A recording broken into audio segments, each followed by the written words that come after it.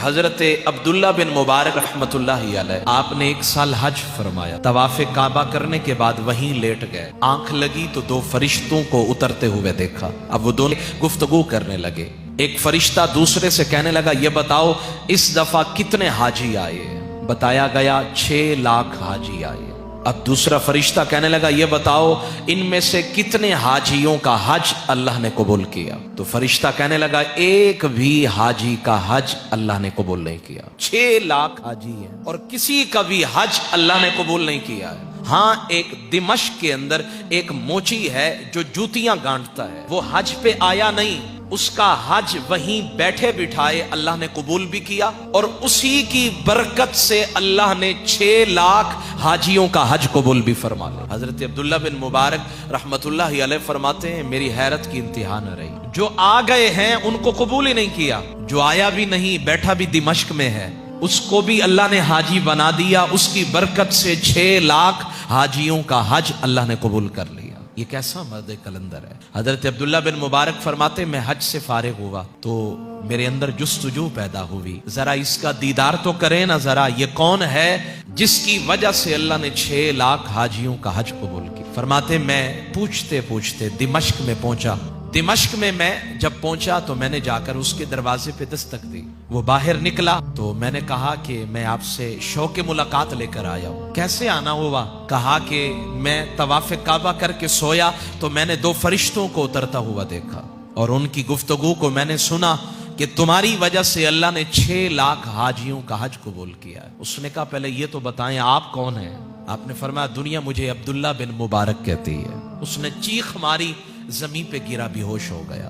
جب ہوش آیا تو کہنے لگا عبداللہ بن مبارک یہ تو بتاؤ آخر وہ فرشتوں کی ملاقات جو ہوئی اس میں گفتگو کیا ہوئی جس کی بنا پہ تم مجھ سے ملاقات کے لیے اتنا لمبا سفر کر کے آئے ہو؟ تو حضرت عبداللہ بن مبارک نے کہا کہ وہ فرشتے کہہ رہے تھے اس سال 6 لاکھ حاجی آئے لیکن کسی کا بھی حج اللہ نے قبول نہیں کیا۔ ایک ہے موچی جوتیاں گانٹنے والا، گرا لگانے والا، وہ دمشق کا رہنے والا ہے، وہ آیا نہیں لیکن اس کا بھی حج قبول کیا، اس کی بنا پہ اللہ نے 6 لاکھ حاجیوں کا حج قبول کیا۔ بتاؤ ایسا کون سا عمل کرتے ہو جو عمل میرے رب کو پسند آیا، گھر بیٹھے بٹھائے اللہ نے تمہیں حاجی بنا دیا؟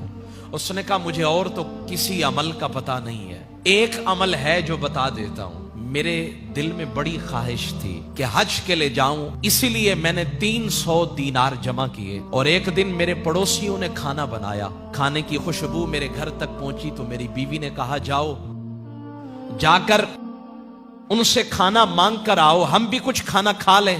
جب میں پڑوسی کے دروازے پہ پہنچا تو میں نے کھانا مانگا، وہ رو پڑا۔ میں نے کہا یار میں نے تو کھانا مانگا ہے، تم رو کیوں رہے ہو؟ اس نے کہا رو اس لیے رہا ہوں 7 دن ہو گئے گھر میں فاقے ہیں، 7 دن ہو گئے بچے بھوکے ہیں۔ آج جب 7واں دن آیا میرے بچے بھوک سے بلکنے لگے، رونے لگے، تو میری بیوی نے مجھے مجبور کیا جاؤ کچھ تو لے کر آؤ۔ میں جنگل میں گیا، ایک گدھا مرا پڑا، مرے ہوئے گدھے کا میں نے گوشت کاٹا اور لے آیا۔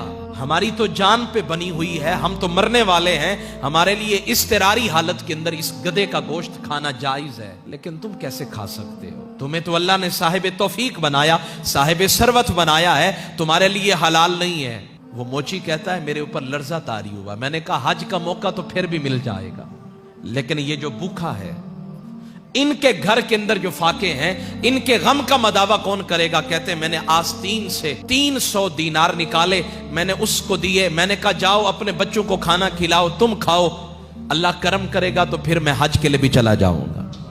مجھے کوئی اور عمل یاد نہیں ہے۔ حضرت عبداللہ بن مبارک نے فرمایا لگتا ہے یہ عمل میرے رب کو پسند آ گیا، تبھی اللہ نے تیرا حج بھی قبول کیا، اور تیری وجہ سے اللہ نے 6 لاکھ حاجیوں کا حج قبول فرما لیا۔